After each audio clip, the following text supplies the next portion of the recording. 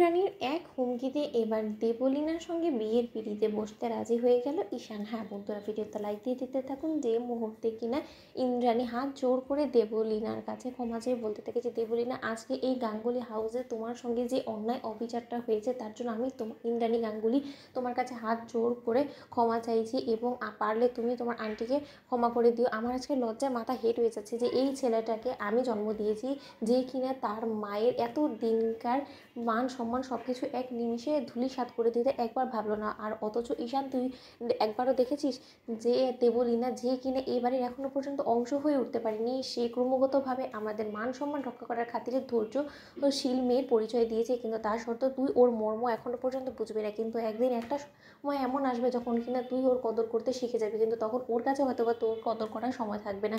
অন্যদিকে দেবলীনা বলতে থাকে যে দোহাই আন্টি, তুমি আমার সামনে এরকম করে গুরুজন হয়ে হাত জোর করে ক্ষমা চাইবে, সেটা অন্তত আমি কোনোভাবে অ্যাকসেপ্ট করতে পারবো না, এবং আমি এই দৃশ্য দেখার জন্য আমি কোনো মতেই বেঁচে থাকতে চাই না। ঠিক সেই মুহূর্তে যখন দেবলীনা বলতে থাকে যে আন্টি আপাতত আমাকে একটু প্লিজ আমার নিজের মতো করে থাকতে দাও, আমি এখন আসছি, ঠিক সেই মুহূর্তে ইন্দ্রাণী বলতে থাকে যে ঈশান, আর একটা বাড়াবাড়ি করার যদি তুই চেষ্টা করিস বা কোনোভাবে তুমি যদি আর দেবলীনাকে কোনো রকম কোনো অপদস্থ করার চেষ্টা করো সকলের সামনে, তাহলে তুমি আমার মরা মুখ দেখবে, আমি বলে রাখলাম। এবার তোমাকে আমি একটা প্রশ্ন করছি, আমি যেটা বলবো তুমি যদি আমার কথা অনুযায়ী দেবলীনাকে বিয়ে করে এই বাড়ির বউ হিসেবে সম্মান না দাও এবং কোনো মতে তুমি যদি আমার কোনো কথার নড়চড় করো, তাহলে কিন্তু আমি তাৎক্ষণিকই আত্মহত্যা করব, এবং আমি লিখে দিয়ে যাব যে আমার মৃত্যুর জন্য সম্পূর্ণরূপে তুমি দায়ী, আমি বলে রেখে গেলাম। ঠিক সেই মুহূর্তে ঈশান বলতে থাকে যে ঠিক আছে মা, তুমি যখন এই সিদ্ধান্ত নিয়েই ফেলেছো যে দেবলীনা এই বাড়ির বউ হয়ে না আসলে তুমি আত্মহত্যা করবে এবং তুমি কোনোভাবে আমাকেও ক্ষমা করবে না, এবং তুমি যখন ঠিক করেই ফেলেছো যে না,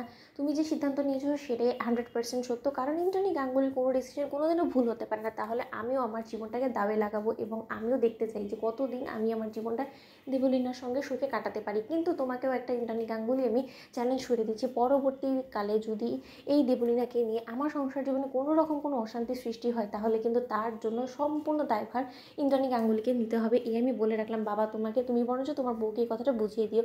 অন্যদিকে ইন্দ্রাণী বলতে থাকে যে দেখেছো তুমি তোমার ছেলেকে কীভাবে ও আমার সঙ্গে নোংরা ভাষায় কথা বলছে। অন্যদিকে রাজশেখর বলতে থাকে যে না, বিষয়টাকে আমাকে অবশ্যই খুঁটিয়ে দেখতে হবে, কারণ আজকের এই ঘটনার পরবর্তীতে আমি তো রীতিমতো টানাপড়াতে পড়ে গেলাম, কাকে আমি বিশ্বাস করবো আর কাকে আমি অবিশ্বাস করবো। কারণ আমার যতদূর মনে হচ্ছে যে এই ছেলেটা প্রথমে যে কথাগুলো বলছিল এবং কুসুম যে কথাটা বলেছে সেটা 100% সত্য কথা বলেছে, এবং দেবলীনা কোনো একটা কিছু করে চালাকি খাটিয়ে রীতিমতো ইন্দ্রাণীর কাছে ভালো সাজার জন্য হয়তোবা কথাটাকে ঘুরিয়ে দেওয়ার চেষ্টা করছে, কিন্তু এত তাড়াতাড়ি সব কিছু কী করেই বা করলো সেটাই তো বুঝতে পারছি না। এই রহস্য উদ্ঘাটন আমাকে করতেই হবে। তো বন্ধুরা, লাইক এবং শেয়ার করে সাবস্ক্রাইব করতে ভুলো না।